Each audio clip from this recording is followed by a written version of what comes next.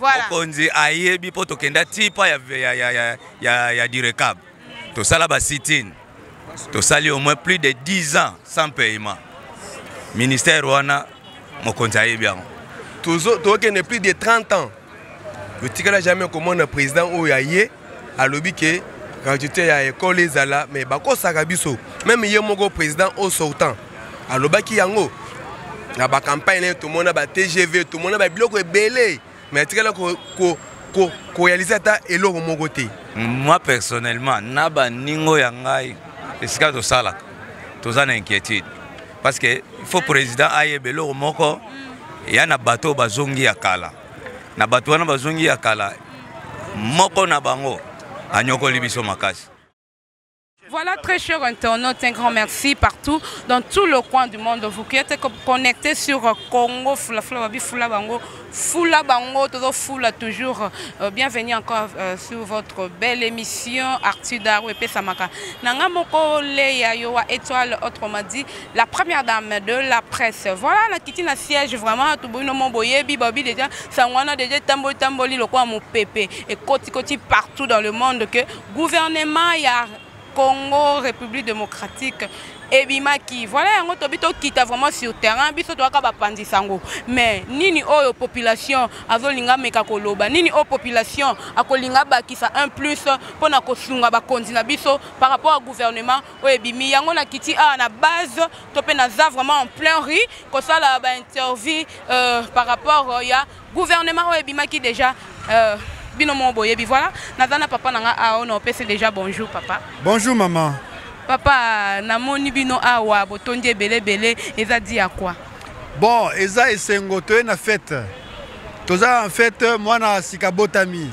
En tout cas tozela qui est ti ayeko botama. Fête alelo eza on dirait maman na zemi ti tozela 9 mois ayeko boteza fête. Tozela qui gouvernement et Kobotama et Bimi donc de l'auto natoeli awa to na fête gouvernement abiso. To moi bino boza esengo bi boye na fête gouvernement na bino mais gouvernement ndenge bimi est-ce que boza satisfait bato bino bobanda ko zela ba bimisa est-ce que za bango topé boza satisfait kana ba okuti sur papier sur terrain ou bien comment?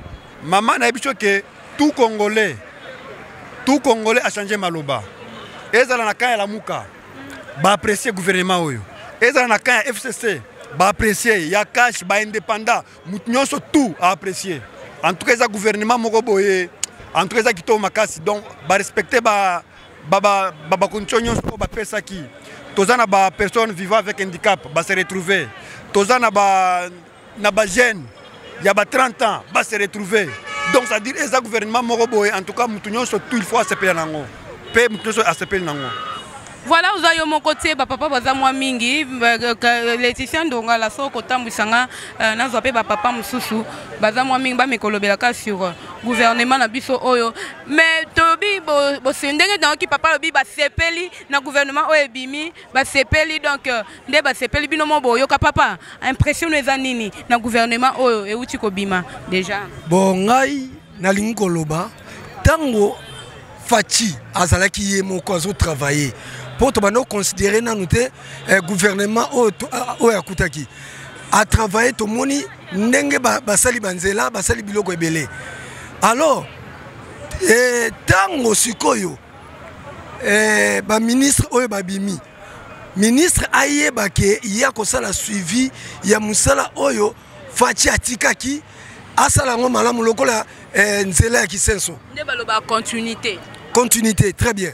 Lokola nzela ki senso ti lelo nzela ki senso et s'arrêter ezo silate alors eza na ba condition ezo senga po nzela wana esila alors faut bango bakota bayeba eloko ni ezo senga ce qui ezo senga mbongo faut abakisa mbongo po musala wana esala malamu nde bakoti boye bayeba ngo ke baza na idéologie ya Fachi sa moyibite Fachi ye pour na kopesa musala pe ko résoudre le problème ya vie sociale.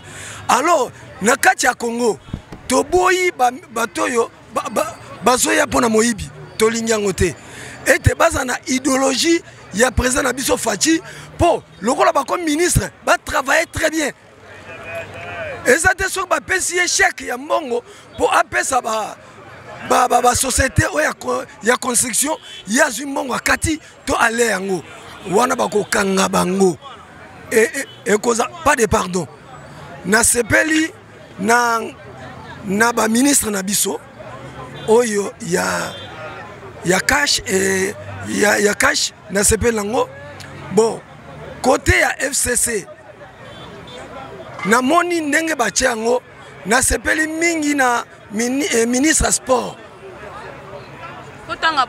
lokola aza mosali na nzambe pasteur Amos Mbayo en tout cas nasepeli mpo namonaka ye azaka maboko pete en plus atravaillera très bien. Apparemment papa azomona neka ministre ya sport que totali boye babi insécurité za na mboka c'est totali susu boye nzela pe saute mouton ti lelo ndenge yo binanga mambo ya continuité mais saute mouton embouteillage makasi tant yo ke mingi na ministre na ministre sport na ebité wana par rapport à papa apparemment lingi ndembo mingi alingi bale mingi alingi makambo na mingi voilà to tenga papa mususu ameko éclaircir biso vraiment parce que toi plus on a posé un gouvernement ou ebimi bo meko lobela ngonanu plus et ça la bien na bana mboka pe partout dans le monde. Merci maman pour la parole. Naba ke tozali satisfait pour le gouvernement ndenge bimi. Le moment attendu est là. Moi na tozela ki abotama c'est abotami. Donc toza sous le cambo ya osala te gouvernement bimi de part et d'autre to sepeli. Donc il n'y a rien à reprocher.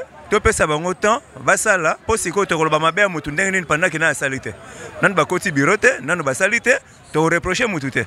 Ndenge ba ko sala biso ne to ko apprécier mabe na malamu na bango. C'est ça. Voilà, mais au beau reprocher ma bena madame na bon temps bako sala mais conseil ezanga raté quand même ce ba moni ezalo quoi moi na yo azwa ki 5e de la kaso bi kazwa 2e tom so betete mo vandi so bando yebe sek nini ezo zanga nini sala que abima wana conseil nini opesa bango tant que ba ministre ba bimi po batambusa mboka bien. Bon conseil te opesa bango kaka que ba ke ba bimi pona ba famille na bango te ba bimi pona peuple congolais. Azali ministre de la famille n'a été, Azali ministre du peuple congolais, Bayeba pour respecter droit et peuple, c'est ça. Conseil n'a pas ça. Voilà papa yo meko baxela biso no babi ba école les ofele. Par rapport à bientôt la rentrée scolaire, école les ofele, boloba nini pona ngo po biso ba pandita ngo to meki ko tambola nde to tambola kaka to moni que école les ofele te. Bako comme gratuite mais songo koti kuna maka mususu olobanis pona. Bon. Ça va. Merci pour la question autour et ça très nécessaire. Bison surtout to wuti na souffrance à 18 ans. To wuti na souffrance à 18 ans tellement 18 ans go et bomi batmabe. Mentalité bat commis vraiment le cola. Na ko koloba ke et comme si le cola ba fou moko boy. Donc comprendre que makambo ezolinga esalema na mboka na biso. Nzambe soki asaponi mutu esili ata yo lobby ata yo sali ndenge nini ekosimba lisusu te. Maka ne président de la République chef de l'État a lobby que gratuité et enseignement de base ezali eza nde bongo. Eza payé te eza nde mibeko. Ezali na article 43 la Constitution. Nde lobby bongo. Si quoi bateau baza kotia tembe donc lokola ba mesana na kobimisaka liboke ya mbongo ko futela kabana na bango ba mineval ya bana batu misusu batanga kateka ya bango nde batanga ka komisa baba na koseka bana batu nde c'est pourquoi bazo kama mingi bazo mona lokola ke c'est impossible o bango bazo ben possible pour na biso za possible et pas nzambe za nde possible donc ba komona le 3 septembre, enseignement, le 2, oui, merci. Le 2 septembre, enseignement est vraiment gratuit. N'a étendu nous surtout il y a RDC, école conventionnelle nous surtout catholique, école conventionnelle musulman, école conventionnelle protestant, école conventionnelle armée du salut, nous surtout étant l'État. Gratuité enseignement sali. En plus, bakopana ko landela moko na moko. Félix Soka lobi likambo, alobi yango pamba te. Alobi yango pamba te. Pe en plus biso to ko soutenir président de la République Tina Souka. À 100%. Nous sommes prêts de soutenir notre président de la République. Babé sa projet ya président de la République te. Et ça projet na ya le bail que mukona comment on a pouvoir. Scolarité et kozala gratuit. Pe en plus ministre de l'enseignement sortant au bazobenga emery au kudi alobi polele alobi batu nyoso tout o bafuta ke bambona bango déjà bakene koso yo déjà monina déjà ke pas super mbongo on ba pese po biso bato pandisango to ka mwa bangungungu banungunungu ezobima ke mama makambo esale makana butu biso to ebaka te ozomona makambo esale makana butu biso to ebaka te pe makambo esale makana chambre biso to ebaka te ozolanda donc to ça vraiment bien satisfait en plus na zolo ba pona le kama gouvernement pardon na komi ko citer gouvernement oyo epesi biso esengo makasi donc président de la République asa bon na bato nyo surtout babana koloba o gouvernement ko bima mukolo nini o gouvernement ngo kaka bato akala bazo sa biso ke na gouvernement 76% ya bato bazana kati ya gouvernement bazaka bato sika donc 17% 23% c'est quoi de baza bato akala c'est-à-dire baza muke donc 76% baza majorité c'est que le gouvernement oyo eza kitoko. Voilà, gouvernement za kitoko lobi nango yo moko mwana mboka congolais oyo azo vivre na kati ya RDC nanasi to suki sana ele tiando ngala to suki sana papa na ebité soki akunga bakisa nini. Voilà. En tout cas, merci. Nazo remercie nano d'abord Nzamba Congo. Wa yoga ki libondeli na biso ba peuple. Et puis nazo remercier le président de la République son excellence Félix Antoine Tshisekedi Tshilombo pour na oye elobamaka. Elobamaka to monaka ngolokola ekosale matin. Akoko lobela batu mususu te menga moko na uti na école ko komisa bana. Tango na komisi bana na tuni directeur toyoki balobi ke bana bakotanga gratuit eza ya solo comme habitude na tiaka kesi pona bana na ngana bana ko avancer quelque chose muke. Directeur m'a dit que bana bakotanga gratuit bongisa kaka basaki ya bana bakaye ya bana okofute loko moko te ma sœur je vous en sais. Pardon mais quand nous ko préciser biso parce que dans la école privée ça il y a l'été ça qu'on va on so neza école oyo kotiba neza école.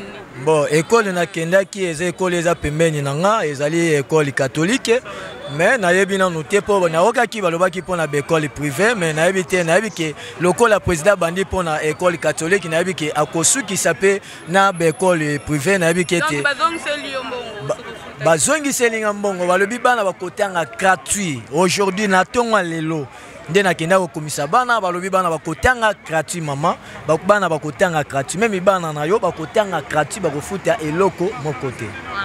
Merci tokoli na suka na bitongo bakisa. Ngai na ina lo baboye to sepeli na gouvernement mais moi personnellement na ba ningo ya ngai esika to sala to za na inquiétude parce que il faut président ayebelo moko ya na bato bazongi ya kala na bato wana bazongi ya kala moko na bango anyokoli biso makasi awa babombaka te batangaka kombo mpona nini mpo mokonzi esika vandi ayebi ke mutu oyo fona tie liso likolo ya liso eloba na confrère na ngai ndeko Eliezo akoma lelo honorable.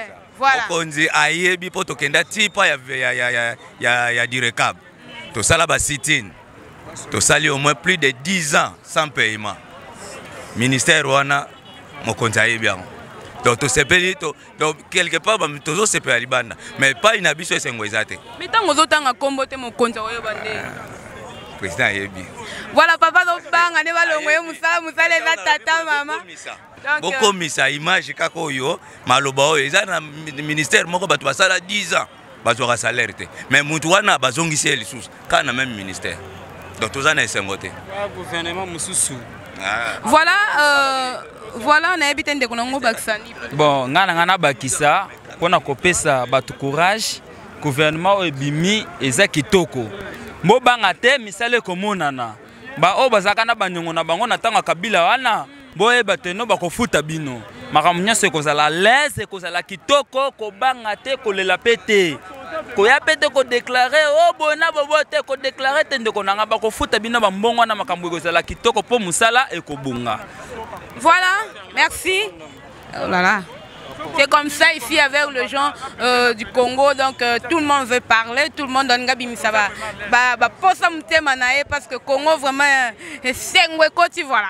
Bon, on a un peuple congolais qui makambo facha lobaka avant qu'on ait pouvoir. Mais pétant voyé qu'on prêtait serment le bar moko oyo les autres tout le monde a réalité nango tout le monde en marche. Alors bah que non.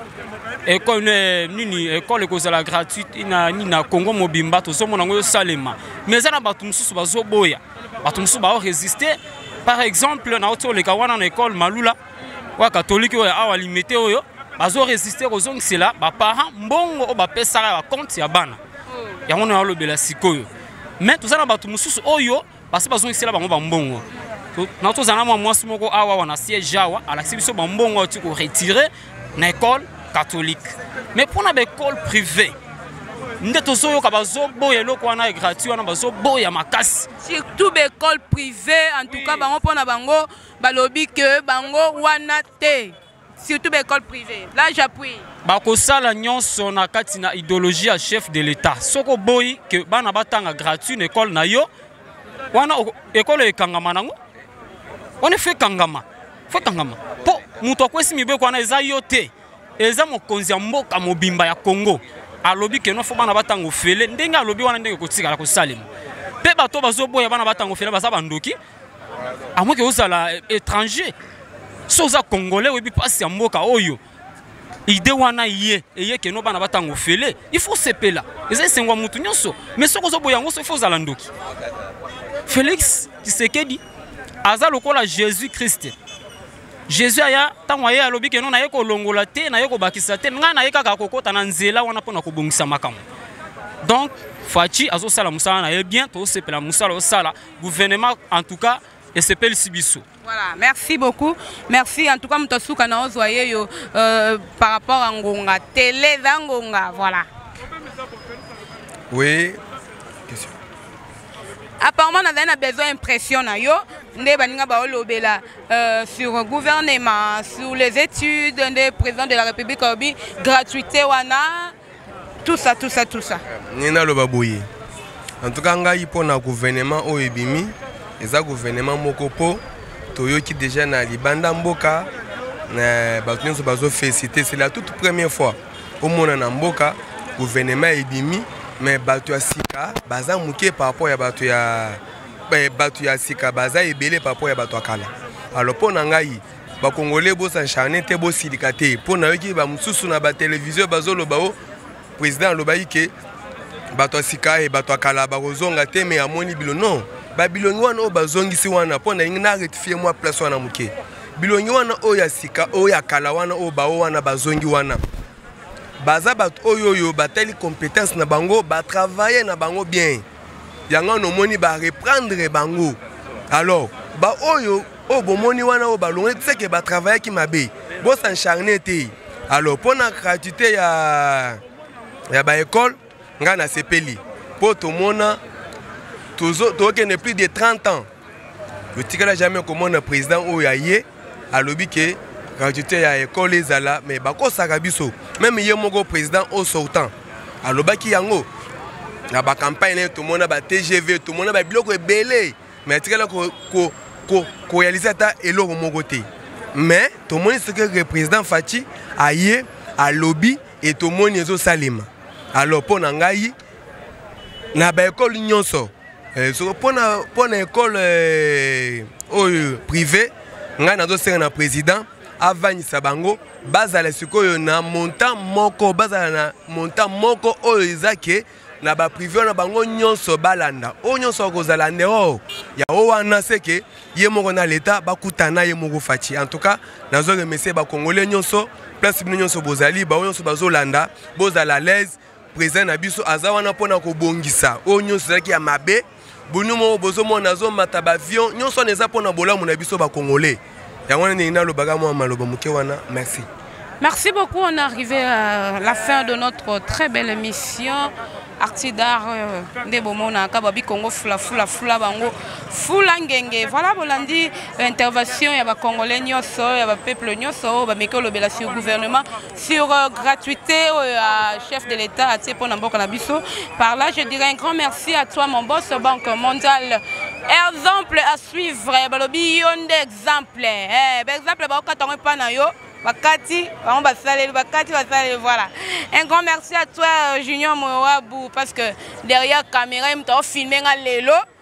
Un grand merci à toi, Miss de la presse, Letian Dongala. Un grand merci à la Queen de Sud-Afrique. Un grand merci à Steve Kambang à notre cordon. Un grand merci à Rishi Watoum, à notre technicien à la réalisation. Et je vois Plamedi Mbaki derrière aussi, la caméra aussi. Un grand merci à tout le monde. Il y a Gaston Longela, Balobi Nzete Ambila, Baokata Ekola. Un grand merci à toi, Olivier Luzolana, Balobi. La taille,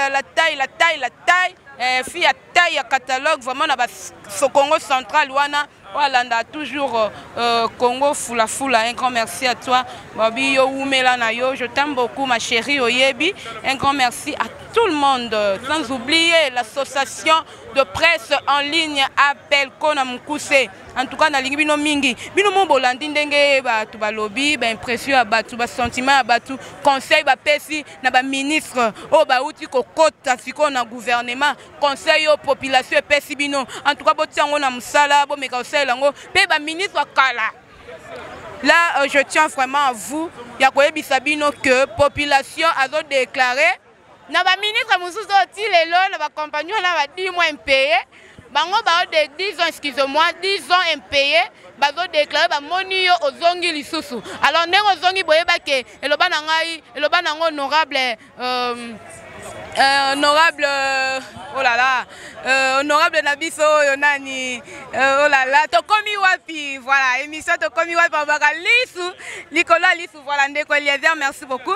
Ndeko Eliezer baka lisu likola lisu, c'est que ba ministre ba Congolais bazana misu likolo na bino, voilà. To bon samboka na biso ke liboso na osenga pe na ba préfet to pe ba promoteur ya ba école privée ba meko solo là par rapport à gratuité au président de la République alobi pona kotangisa ba bi fitiu na biso eza ba bana tozobota so ba tangi malamu mboka pe ekotambola malamu, voilà. Tokomi na suka ya émission na biso Raf vient nga Raphaël na basil d'Afrique ba bi sese ngoi 4e dans ceinture noire, il va représenter Congo la karaté.